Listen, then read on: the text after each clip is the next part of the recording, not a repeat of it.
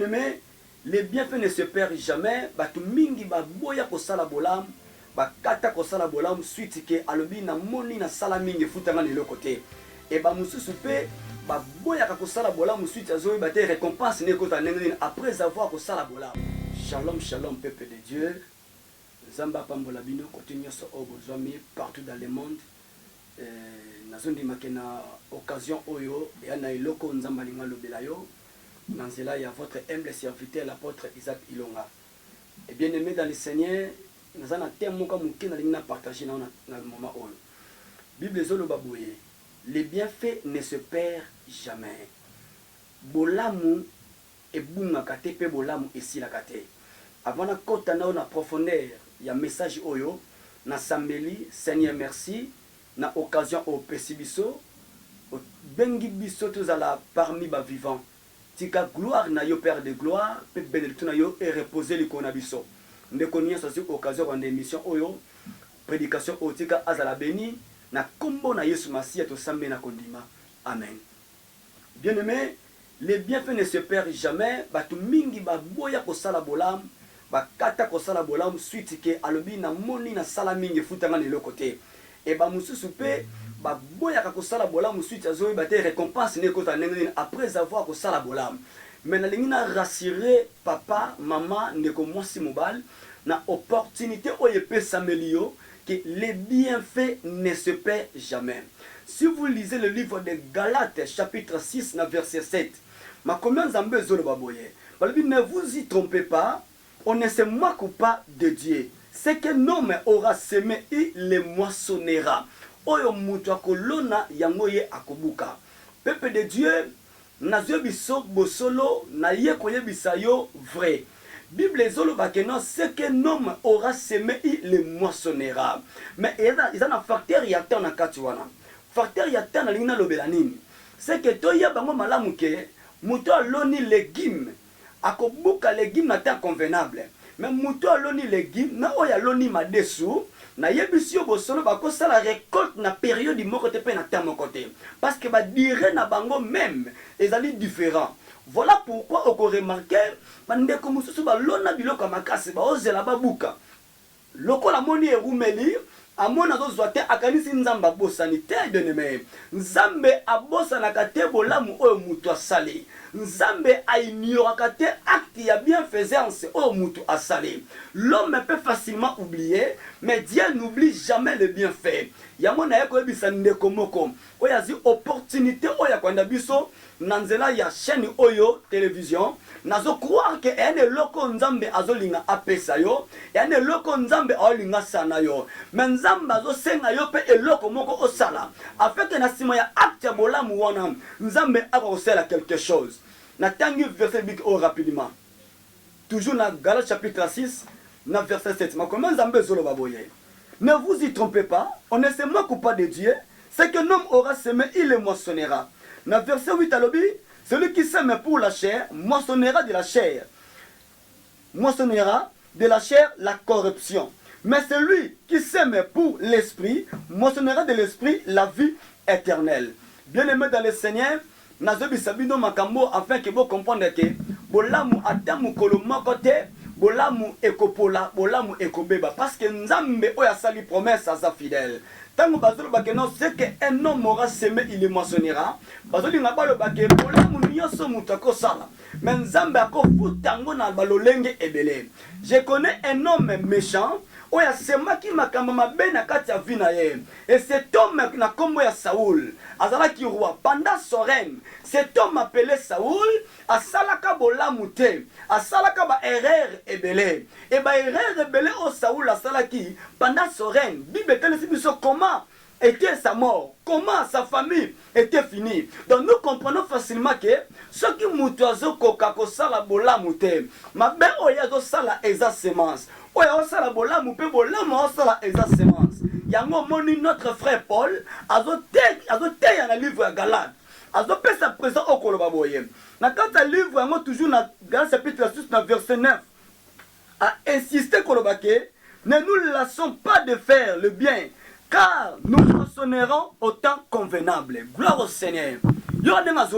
Alors, ne nous lassons pas de faire du bien car nous les moissonnerons au temps convenable. Bien-aimé dans le Seigneur, tokobuka makambo nyonso oto sala na moment oyango esengeli. Alors bi ne relâchons pas. Totika te ko sala bolam. Eza biloko yo baza ko insister, na zo faire comprendre libota nzambe boye. Partout au besoin occasion au na Europe, na Asie, na Amérique, na Afrique, partout dans le monde entier. Na yebisi ndeko moko oyo asala bolamba koma ko finir asala bolamu wana. Na yebisi ke obomba mo na banque moko oyo za banque céleste. Bolamu sala ebunga te. Na yebisi en vérité ma sœur mon frère. Ba acte nyo sabia osala osunga batu na ville lo koma pauvre. Lolo koma ko kelo koma ko sanga. Bien aimé, na yebisi en vérité. Nzamba ko susciter loko moko. A ko telemisa moto moko a cause de bolamu mosala ki wana nzamba na plusieurs façons plusieurs manières ko récompenser biso na ba acte bola mu auto zo sala yango mona kati ya journée ya lelo occasion o epesa melio bien-aimé afin que message o ekome pa na yo les bienfaits ne se perdent jamais. Nzamba bossa na kabola mote. La Bible a dit on se moque pas de l'Éternel. Na kati livre ya 1 Corinthiens na chapitre na yango 6 na verset 9. On peut lire ça rapidement. 1 Corinthiens chapitre 6 verset 9. La Bible dit ceci. Ne savez-vous pas que les injustes n'hériteront point le royaume de Dieu? Ne savez-vous pas que les injustes n'hériteront point le royaume de Dieu? Et si vous descendez encore, l'Écriture dit, ne vous y trompez pas, ni les impudiques, ni les idolâtres, ni les adultères, ni les inféminés, ni les infamés, ni les voleurs, ni les cupides, ni les ivrognes, ni les outragés, ni les ravisseurs n'hériteront le royaume de Dieu. Bato nyonso na tangi na catégorie oyo, baza bato yo ba considéraka bolamu nzambe te. Baza bato ba monaka makambo contrairement. Ezana bato mususu vome mbongo ne bozuna ye. O nyonso akoza nango asala nango n'importe quoi na kata vina ye azoyeba te ke oyo azosala azosepelisa nzoto bien-aimé kolata bandako eza babia kozala nango bamituka eza babia kozala nango mais bien-aimé dans le Seigneur sur cette planète terre na ye koyebisa ndeko oyo alandinga na occasion oyo eke eza na temps oyo sengo osala bolamu yango eza semence mpo na yo un jour même dans ta postérité même na progéniture na yo Dieu souviendra na bolamu nyonso oyo ezosala afin ke arécompense yo afin que afuta yo ma commune zambe zolo bakela on se moque pas de Dieu ne vous y trompez point bato nyonso o bazo commettre biloko o bako mona bokonza likolo te pourquoi parce que bango baza ba injuste bien le Seigneur un injuste akolinga te asala mutu bolam un injuste akolinga te mutu mususu azwa kimia lui ne peut jamais secourir lorsque quelqu'un crie. Voilà pourquoi Salomon zote ya boye na kata livre Proverbe na chapitre 21 na verset 13 la personne qui ferme ses oreilles au cri des malheureux ne recevra pas de réponse quand elle appellera au secours.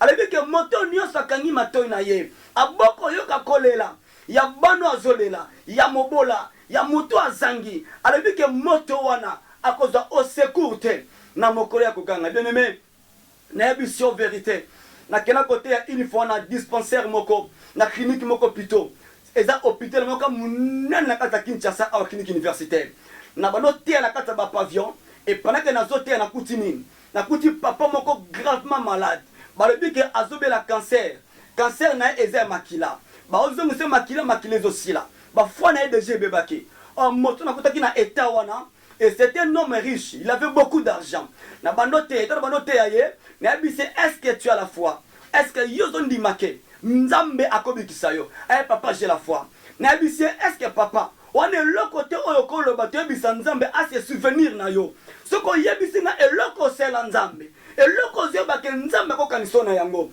na yebisi na sima prier na osala okobika yebisi nga pasteur sambela kana kondima ndo na bika malheureusement pendant ba jour na nga na sena moy tina koma na ita onazali na sala bolamu te na yebite soki bambongo na kabaka tuko makangu na pesa bambongo na tongela makangu bandako na soma appartement pona batu ba jeep na pesa batu mususu ezaki bolamu abana ko sala ngo pona a bénéficier na mabe alobi naza conscient que nga na sala ba erreur be na vie na ngai nazo reconnaître que na sala mutu bolamu moko te on a pas eu nzamba futanga nango parce que na sala ka bolamu pona zo physiquement bien le Seigneur lorsque on donne la Bible dit que non la main qui donne celle qui reçoit mais la main qui donne là ezali loboko ezo sema ezo pesa. Il faut loboko ezo zwande balobi ke ezo lisusu.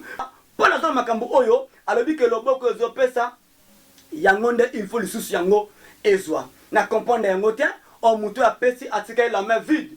Mutu apesi ane lokote. Mais comment se fait-il baloba ke non loboko ezo pesa il faut yango ezwa lisusu. Oh cela revient à dire loboko ezo pesa atika le vide. Nzamba moni ke loboko wana ezangi. Il faut na combler yango. Il faut na bakisa yango. Na yebisi lobota moko. Oye sala bolamu lelo oye koma nango lokwa famille moko babwaka.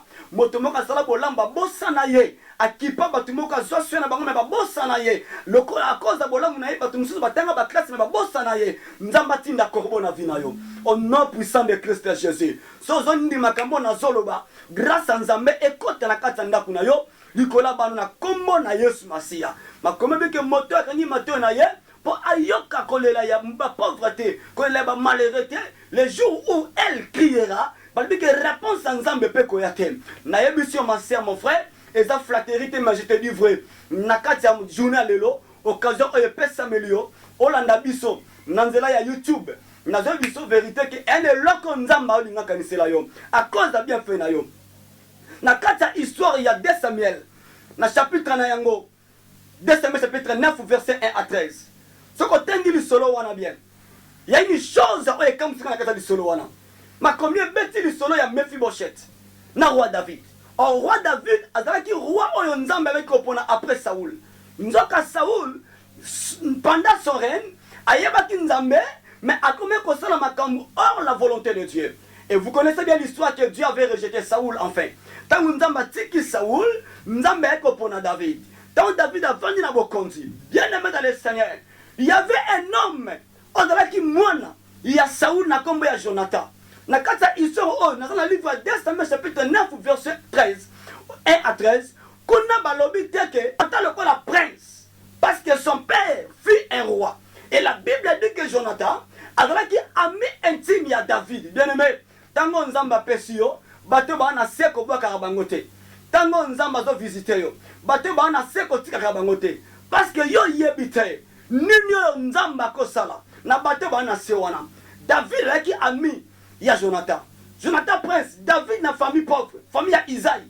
Bato bana le côté. Mais David, tant ba yabani na Jonathan, David avait l'huile sur sa tête. Gloire au Seigneur. On a celle le même foot ya likola mutuna yo. Bato bazo comprendre ngote. Et ma commande Nzambe zolo baboye. Bale dit qu'un jour motema na bango esanganaki. Il y a Jonathan pena ama David sanganaki balinganaki makasi penza et na kata bolingona Jonathan a commis ko protéger David na ba complet ya papa na ye afin que aboma David te Saoul so basali projet Jonathan a expliqué yango David a dit c'est mon frère pourquoi le lokola la awate il faut se dépasser parce que papa nanga a sali projet boye a protéger David un jour David a commis ce roi gloire au Seigneur tant David a commis roi. Ma commence dans besoin de lorsque David a commis roi, David a ses souvenirs. Et si quand on appelle sur verset biblique, il y a 2 Samuel chapitre 9, verset 1 à 13. Tant que David a commis roi, David a ses souvenirs dans Jonathan. Et à cette époque-là, Jonathan était déjà décédé depuis longtemps. Jonathan couvre déjà, mais David a beau sanité. Nazo biso ba ko bossa na yote. Moto nyonso sala bola mo kanisa la peyo. Et ma commande Nzambe lobi ke tango siko David, alobi est-ce que moko tatikali na kati ya libote ya Saoul, bien que Saul ngo akenda, bien que Saul ngo akufa, que je lui fasse du bien à cause de son fils Jonathan. Na sala bola ma cause à Jonathan. Baké bimsa Mephibosheth. Gloire au Seigneur. Bien-aimé, Nzamba ko lokoto lokola Mephibosheth. Yango zomona prédication oyo. Nazo bisa libota Nzambe boye. Bato bazola nanga partout. Yo lona na tongo, lona na pokwa, oyebite mukolo nini oyo kobuka milona oyo zolona. Moto azolona atalaka likolote. Abengaka mo itembula te. Na yebisio continue ko sala bolam. Bolam ozo sala wana ekofuta yo. Yango na kata livre ya 2 Thessaloniciens chapitre 3 verset 13. Notre frère Paul a prêché le Bible. Alors pour vous frères, ne vous lassez point de faire le bien. Pour na bino bande konangai. Botika te ko sala bolam. Bien-aimé, nazo présenter bana bitike oyo. Ba orphelin ozo mona oyo. Bana bitike ozo mona oyo bien-aimé.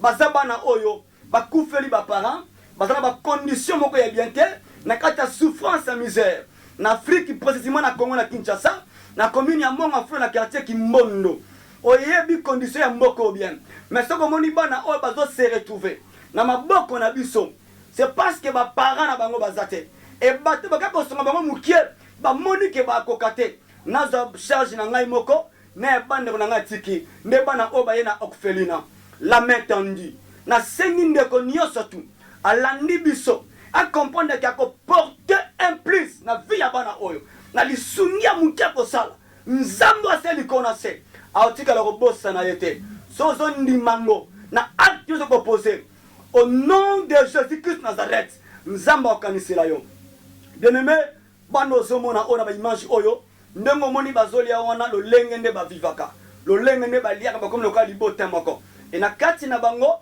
ezana batu mususu oyo ba parents ba kufela ba kwela mir inde bon ba parents na ye misusu pe papa kena ki soda akufa na guerre na este ba parents ba kufa ya tika la bika ye moko akoma na kisasa le laza orphelin le laza orpheline ozomona ba bébé baza wana na bana mikia ba inane 2 à 3 à 4 à 5 ans ma sœur mon frère nazo bisoboye les bienfaits ne se perdent jamais nzamba bossa na kabolamu te bien-aimé dans le livre des Proverbes chapitre 12 verset 7 la Bible dit ceci la mémoire du juste est en bénédiction mais le nom de méchant tombe en pourriture la mémoire du juste est en bénédiction nzamba salaka ke bolamo muto asali yepe nzambe abosa na kape yango te bien-aimé nzamba otika yo te yoko porter lisungi na kata vie ya bana oyo bien-aimé na bikino ya pamba na kaye na sakombe ya loso na sakombe ya sika na esika ya kovanda parce que fo longo na kati ya condition oyo tozomona bazo esika moko ya bien ndako moko ya bien alala ta na ciment mais aza na ndako ya bien ke aza na kati ya nda na période oyo ya elanga na période oyo ya malili nazoyebisa libota nzambe boye partout oyo bolandi biso bobosana te bien-aimé kanisa mokolo moko nzambe asalaki yo ngolo kanisa mokolo moko nzambe avisitaki yo la Bible dit que la personne qui ferme ses oreilles au cri des malheureux ne recevra pas de réponse quand elle appellera au secours. Nzambe peut aota la bangote. Et l'écriture dit encore dans Proverbe 21 verset 14, celui qui fait un cadeau en secret calme une personne en colère. Mais s'il le glisse dans sa poche, il était le fait dans sa violence. Moto a sali cadeau en secret. Batuba moni était akita kanda moko. Bien aimé.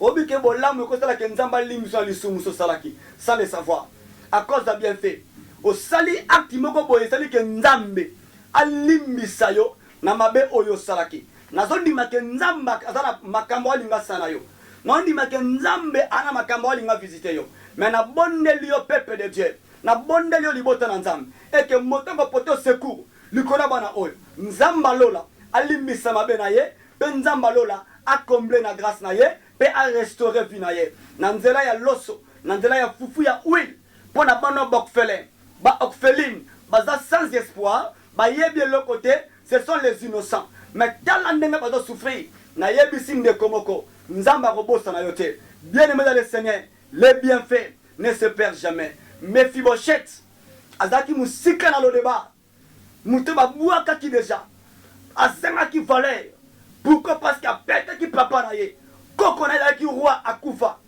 papa na ye prince akufi Jonathan atikali mais koko asala ki bolamu te Jonathan sali bola pe David akanisa lié alors quand tu Mephibosheth na se na poubelle na humiliation a memi na Jérusalem de l'Odebar en Jérusalem nzamba lokota mutu moko na kombo na Yesu Masia nzamba changer histoire mutu moko na kombo na Yesu Masia nzamba pèse sa vie yo mutu il est presque à la mort en demi-mort déjà physiquement ou spirituellement vie est à cause de bola moko na kombo na Yesu Masia bien mais acte bola mutu ko sala et ko fona bien na vie na ye et ko changer histoire à vie na ye et ko pèse besoin motema na ye raison laquelle au montant ba an ba zo sambela nzambe ba lukanza ba le nzambe mais ba an azoko se présenter dans le temple toujours avec son offrande zaki ba acte moko bolam na biso vérité bien-aimé on demande pas l'offrande mais tozo senga mutu moko motema malam bienfaiteur moko mutu moko des bons cœurs